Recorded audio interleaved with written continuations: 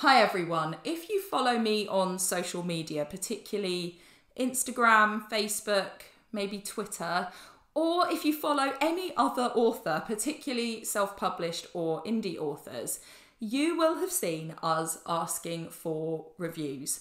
And I thought I would make a video explaining why it is that authors ask for reviews. You might be somebody who isn't an author and you're curious, or you might be an author and you wonder why it is that everyone else is asking for reviews. So hopefully this is helpful, informative. Before I get into it, if you'd like to leave me a review, my links are below. If you've read one of my books, it is really helpful, as I will go on to explain. Amazon is probably the best place to leave a review. As I go through the video, I'll explain why. But anywhere where you bought my book, I would really appreciate a review. And so would any other author. If you've read a good book lately, leave a review. So let's get into it.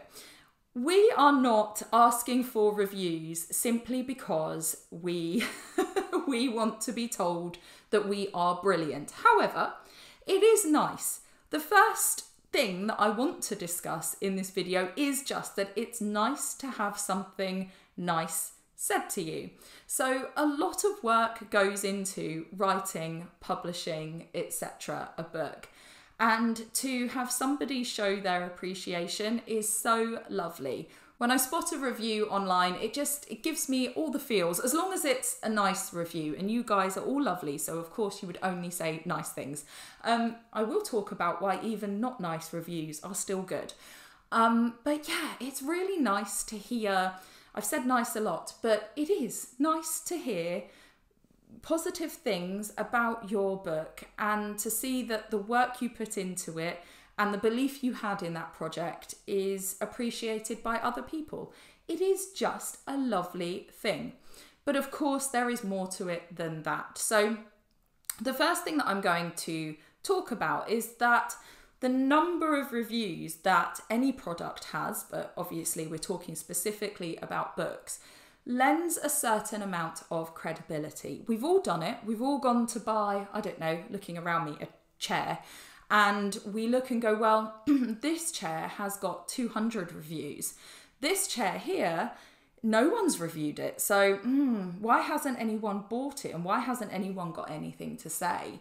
If there are lots of reviews, we can obviously delve into those and see how we feel about those. But before I get into that side of things, just the number, if you're looking through products on, let's say, Amazon, and you see very similar ones, but one's got 100 reviews and one's got 5, you're more likely to click on the one that's got 100, I think, because it does just give a certain, people have bought this, I can see what they say about it, rather than that one over there, why aren't people buying it?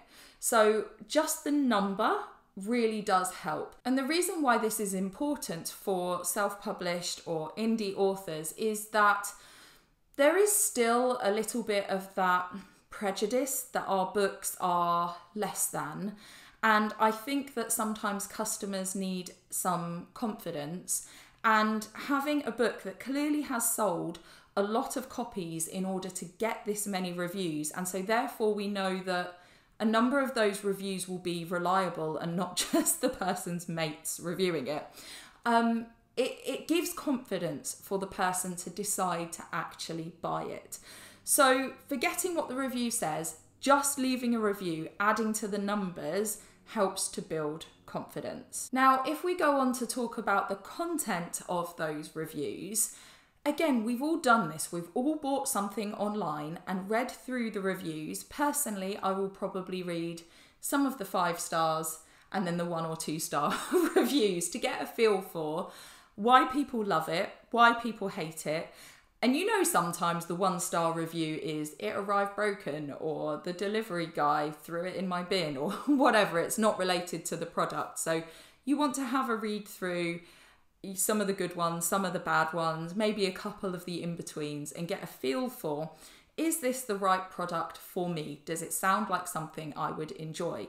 So when people have reviewed a book, that enables you to look and decide whether this sounds like something you would enjoy. So for instance, reviews on my Discovering Marine and Coastal Habitat series, which actually could do with a lot more reviews. But those are going to say things like they're educational, they're for people who love the sea, and the illustrations are lovely. That's what you will see as an overall view, and so you can decide if that's something that suits you.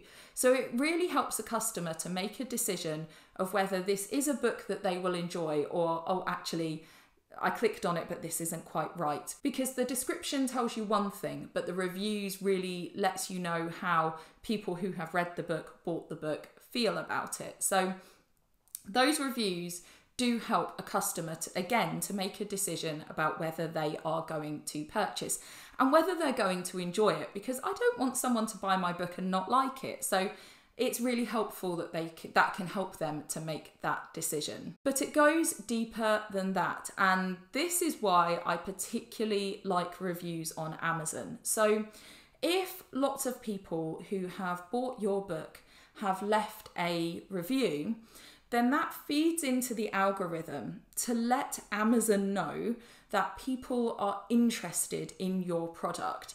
If your book has got lots of reviews and lots of people interacting, Amazon is going to feed that to more customers. It also gives them information on the kind of people that might like the book. All that metadata is fed in so it can serve that product to the right customers.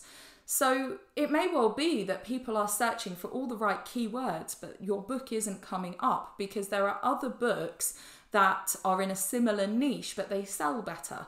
Amazon wants to sell books. You know, it's geared up to do that. So working with the algorithm and making sure that people see your book, that it's listed in there somewhere. Forget ads for now. I'm not going to talk about ads in this video. But just teaching the algorithm that your book is interesting, people interact with it when they buy it, and the star rating, how much they like it, that's all going to help to have your book seen by more eyes. So for me, that's why I favour Amazon. I sell my book on Etsy. You can review on Etsy, on Goodreads as well, and Goodreads is owned by Amazon, so that kind of feeds in somehow, but I'm not entirely sure how. Anywhere else that you buy my books, you can't actually review them on my website because of the way my website works. But if you bought on Waterstones or wherever, you can leave a review and it's still really helpful. But yeah, the reason why I favour Amazon is because it then helps customers that are never going to come across me on social media or by searching for me on the internet, have my product pop up and go, actually, I think that sounds really nice. Now, to add into the mix with all of this, I don't earn very much money through my sales on Amazon. I'll link a video where I talked about that before. And that's fine. It's absolutely fine. I have no problem with someone buying from Amazon if that is the marketplace that they would prefer.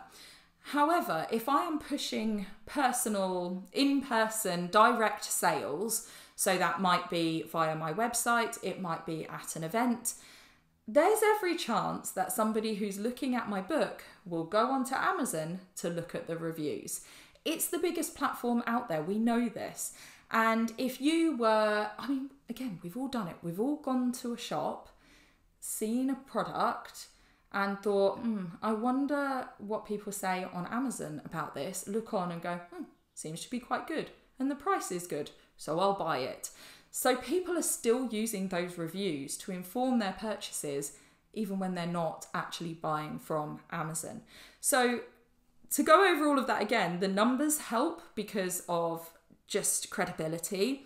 The content helps people to make a decision about whether they would like to buy that book. The number of reviews and the star rating of the reviews and all of that feeds into the algorithm to help more people see your book, and people can use it to inform their purchases if they're buying directly from you.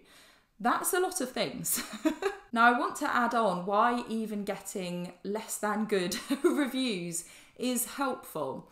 Of course, the things that I said about the credibility and the algorithm are relevant here. It's adding to the quantity of reviews.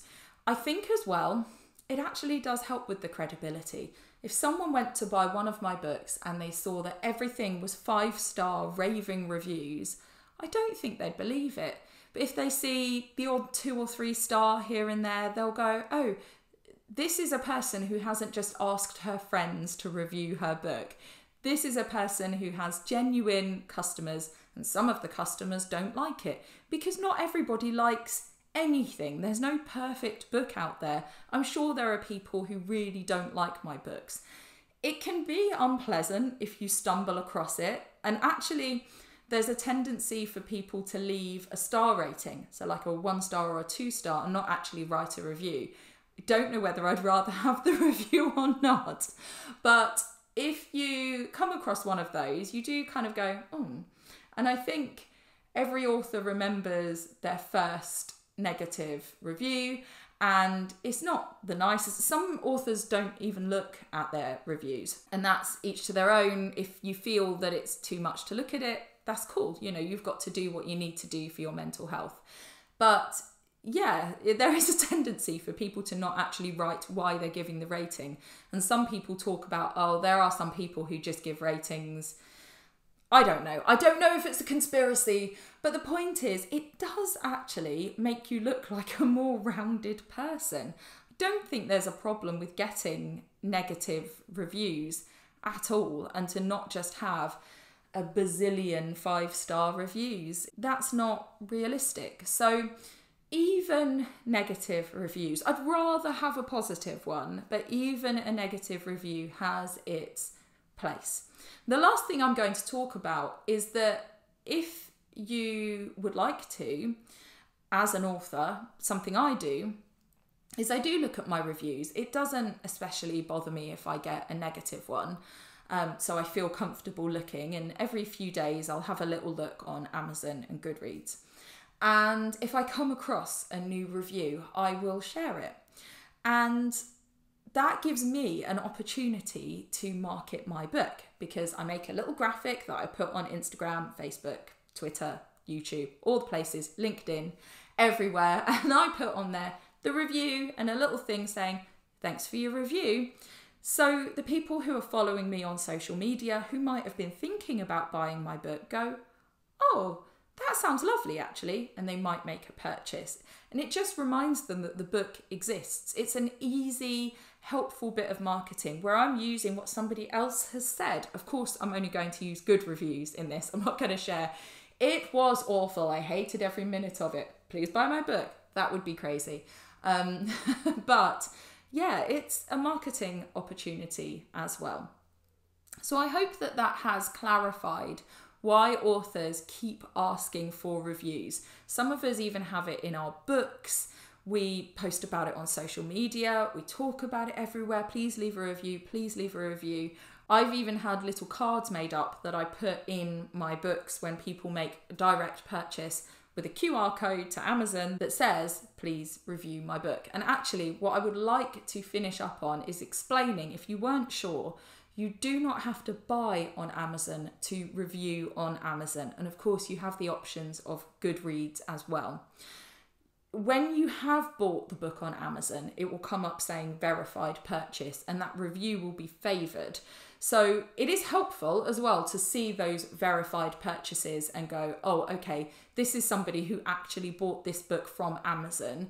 This isn't a reviewer or a friend of the author or whatever. This is verified. They did actually buy the book. So it is good to have those verified purchases, but you absolutely can go onto Amazon and review a book that you didn't buy there. It's still information for people buying those books. So if you have read one of my books or any other authors, it genuinely really does help all of us. If you go on Amazon, leave a review. Obviously, I'll leave my links below. Or Goodreads or anywhere, all of the places. It really helps to get books seen by more people. And for us indies and self-published authors, we don't sell vast quantities of books and people don't know our names. We don't have a publishing house behind us with huge kudos marketing us as the next big thing, and we're in all of the bookshops and all of the places and everyone's seeing this book. For me, you can see online my stockists. It's on my shop tab on my website. You can buy my books on my website. You can buy them in ebook kind of everywhere. That depends on the book. Watch my last video on how I publish books if you want to see that. Amazon, Etsy, and you know, it's kind of it. And my stockists, I mean, I'm so grateful to them, but I'm not in every Waterstones, WH Smiths and so on around the country, and other self-published and indie authors aren't going to be either. So you're not going to walk into the shop and go, oh, I like that, and buy it. You're not even going to see it. So anything that can be done to help that book to be served to more customers, it really helps us. And it not only helps us to sell that book and to make money, but it helps to advance our careers. If somebody comes across my book that wouldn't have come across me normally, they may end up pop into my website. They might buy more books. Fantastic. They might go, oh, I don't live too far from her. I'll have her in for a school visit. Fantastic. They may have some incredible opportunity for me that they loved the message of my book and they want me to get involved in XYZ. It could be a literary festival. It could be a speaking engagement. It could be all sorts of things. And I've done so many wonderful things because of people I have come across. So it's not just as simple as more people might buy my book. It also goes on to I may get more opportunities. And of course, when I'm trying to sell myself for, let's say, school visits, and the teachers, head teachers, look me up, they might look at my reviews and see if people actually like my books. So it is bigger than just I'm going to sell more books. So it really is appreciated. As I said, if you have read my books, you've been meaning to leave a review and you haven't got around to it, I do really appreciate it. I do share my positive reviews. I don't get lots of negatives. This is making me sound like I'm being trashed online. I'm not. Don't start trashing me. Yeah, it is really appreciated. It does make me go, oh, and that's always nice. As I say, I review all of the books I read on Goodreads. If you want to follow me there, you can do. That's fine. But yeah, reviews are really helpful to authors. And hopefully this video has cleared that up if you weren't sure why. Thank you for watching. Please subscribe if you haven't already for more videos like this one. Leave me a comment. Let me know, have you got any funny review stories? Like, have you come across a hilarious review? Have you been left a review that made you cringe or laugh? Or let me know in the comments. I'd love to know. Thanks for watching and I'll see you soon. Take care.